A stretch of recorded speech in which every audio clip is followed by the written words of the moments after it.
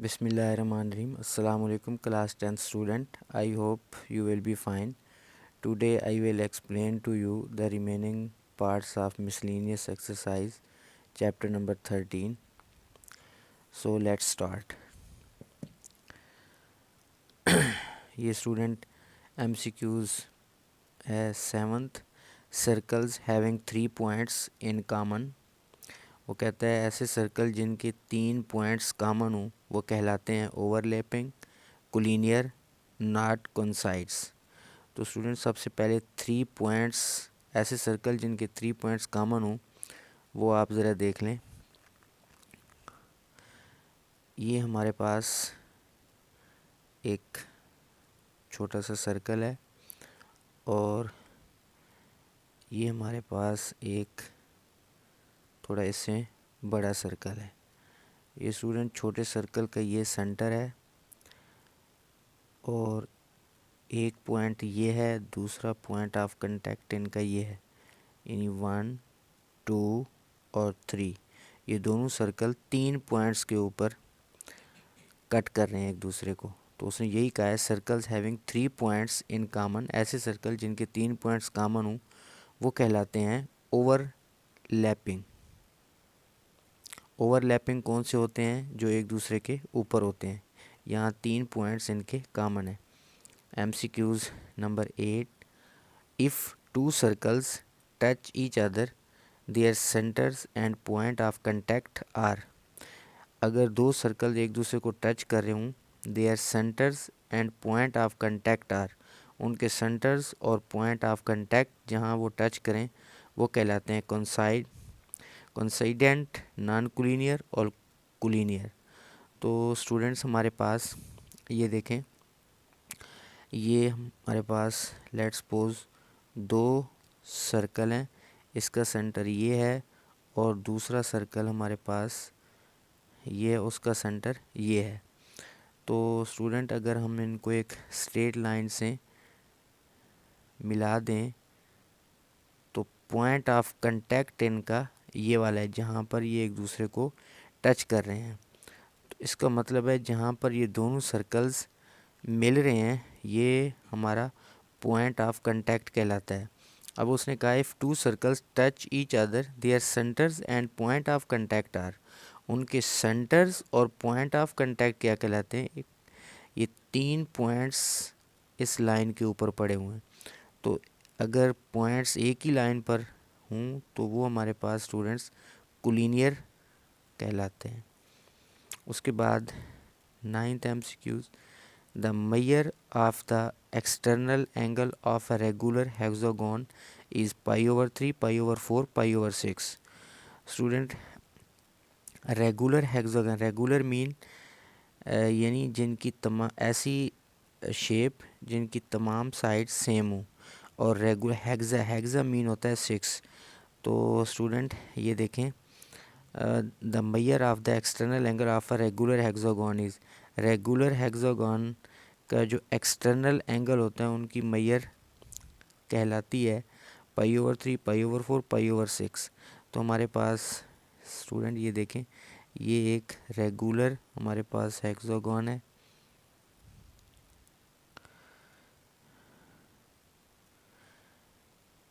One, 2, 3, 4, 5, 6 ऐसी shape, ऐसी diagram जिनके सिक्स साइडेड शेप को रेगुलर हेक्सागन कहेंगे. तो इनकी तमाम साइड्स यानी इक्वल होंगी. तो उसके एक्सटर्नल एंगल को मेजर हम करते हैं. तो स्टूडेंट एक फार्मूला बता देता हूँ, वो आप याद कर लें. 360 ओवर n. n डिनोट करेगा नंबर ऑफ़ साइड्स को. तो इसकी 6 साइड्स हैं, तो 360 को जब हम 6 पर डिवाइड करेंगे तो हमारे पास स्टूडेंट 60 डिग्री आएगा. तो 60 डिग्री को 360 और 6 36 और 60 डिग्री. तो 60 डिग्री को स्टूडेंट हम पाई ओवर 3 राइट कर सकते हैं. If the in centre and circumcenter of a triangle coincide. The triangle is an isosceles, a right triangle and equilateral. तो स्टूडेंट इसमें आप ये देखें, सबसे पहले आपको इन सेंटर का पता होना चाहिए, फिर सरकम सेंटर का पता होना चाहिए। तो हमारे पास स्टूडेंट एक मैं आपको ये समझा देता हूँ कि आप ये देखें, मिसाल के तौर पर इन सेंटर क्या होता है। यानी ये हमारे पास एक सर्कल है, ये उसका सेंटर है। तो ऐसा सर्कल जो किसी भी ट्रायंगल की अंदर वाली तीनों साइड से गुज़र कर जाए, तो उस सर्कल के सेंटर को कहते हैं इन सेंटर। ये देखें, हमारे पास फ़र्ज़ कर लेते हैं ये एक ट्रायंगल है। ये स्टूडेंट आप देख सकते हैं, ऐसा सर्कल जो किसी भी ट्रायंगल की अंदर वाली तीनों साइडों से गुज़र कर जाए, यानी टच करे, तो उस सर्कल को उस सर्कल का जो सेंटर होगा उसको कहेंगे इन सेंटर। और सरकम सेंटर क्या होता है, जो ट्रायंगल की तीनों यानी वर्टिसेस, ये वर्टिसेस कहलाते हैं 1 2 3, जो वर्टिसेस से गुज़र कर जाए। और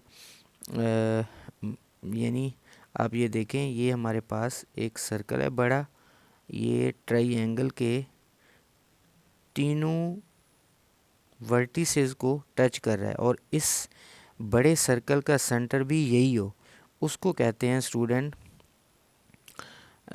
सरकम सेंटर।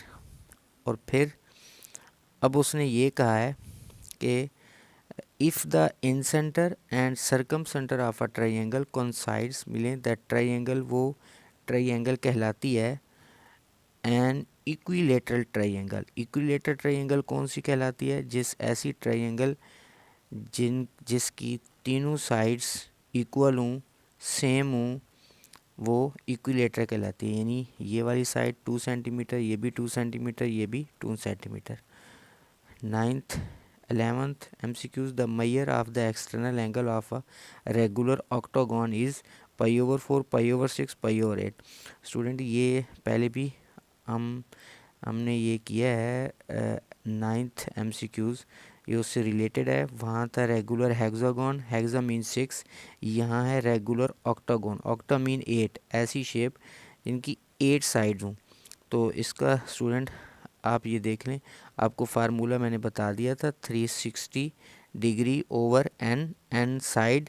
तो ऑक्टागोन की 8 साइड होती हैं, 8 को जब हम 360 पर डिवाइड करते हैं,